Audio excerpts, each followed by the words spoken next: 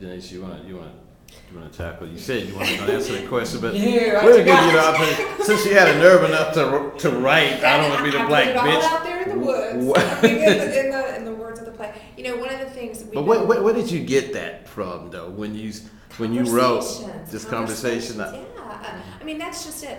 When I started this process, I was very apologetic about saying to somebody, let's have a discussion about race. I felt really like, oh my gosh, what am I writing? I was very fearful about putting words in black women's mouths. Like, I better be careful. I better come to this with a lot of humility and say, tell me what's wrong. And it's always been, tell me what's wrong. Tell me what's, how can I say it better? We did that in rehearsal. There was a section that we were really struggling with, and it took a lot of time and a lot of patience for me to understand what was being said. So it's been... through the grace of very generous, smart, patient women that I've kind of found the voices that I hope tell a truth. But when we have these talkbacks every night after the show, there are stories that are so similar to what happens on that stage that come out that you're like, there's no fiction here. I mean, it's not.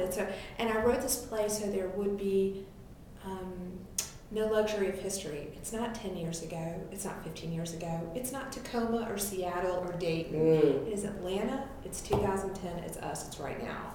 And that's the hope, is that it'll be close enough that maybe we can take something away from it. Do you all think that relationship between, when you have that whole race dynamic between black men and white men, is different than it is between white women and black women? Oh, I don't really know.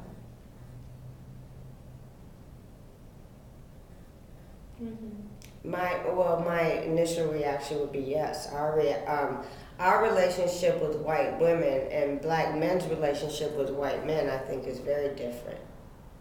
I'm not saying that they don't have friendships and they don't, but first of all, y'all don't talk about nothing. We would have gone over this stuff early. I'm very close to Janece, and we've known each other for a short period of time, but I would tell her anything that's going on in my intimate life. Men don't do that. Y'all would be golfing for like days, and I'm like, does so-and-so have a girlfriend? I don't know. We don't talk about nothing like that. I'm like, what do you talk about? That ain't even that personal to me. Right. So I would say that our intimate relationships come earlier than yours do with other men. And then the issues of, after a certain point, I don't keep going, well, she's a white girl, that's why she said that. And I think y'all do that like into infinity.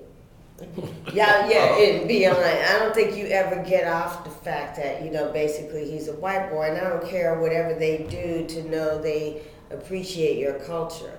Where women, we bond on another level. It's culturally irrelevant on some level. We're mothers, we're sisters.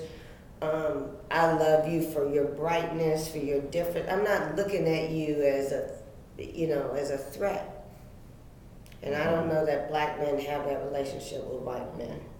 Janece, how often have you had conversations before you started this project with your friends, with your white friends, about race without a black person being involved in the conversation? Not hardly ever.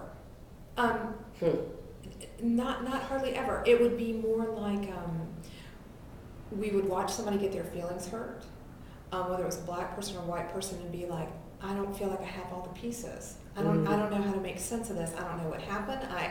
I see both of them really going at it. What happened?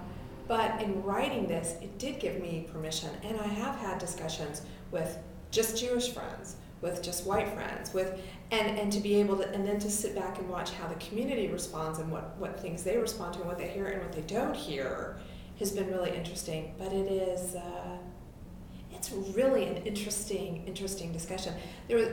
Recently there was a talk back, and there was this kind of congratulatory feeling in the air. Oh, we've come so far.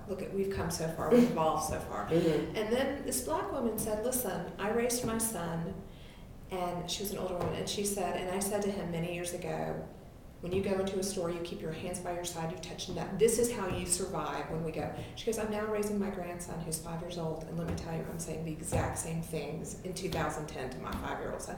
So there's a lot of kind of, the hope is if you hear these stories, that you'll tell your own stories. And that's what I every night that I come and listen to those discussions and I hear a story, every single night, I learn something. But if you're racially profiled, you need to know that. Right.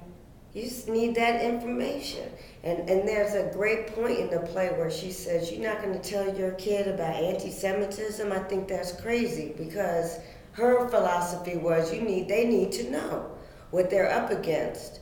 Because if you don't know, you're blindsided, and but if you can be on guard when you get stopped for a speeding ticket and you weren't speeding, you can be on guard, you can be aware. You cannot do something stupid. You can't afford talking back to the cops. You can't afford not showing your hands. We need to teach our kids that, because they could be killed. It's real simple. But that you don't have that in your culture to teach is another issue too.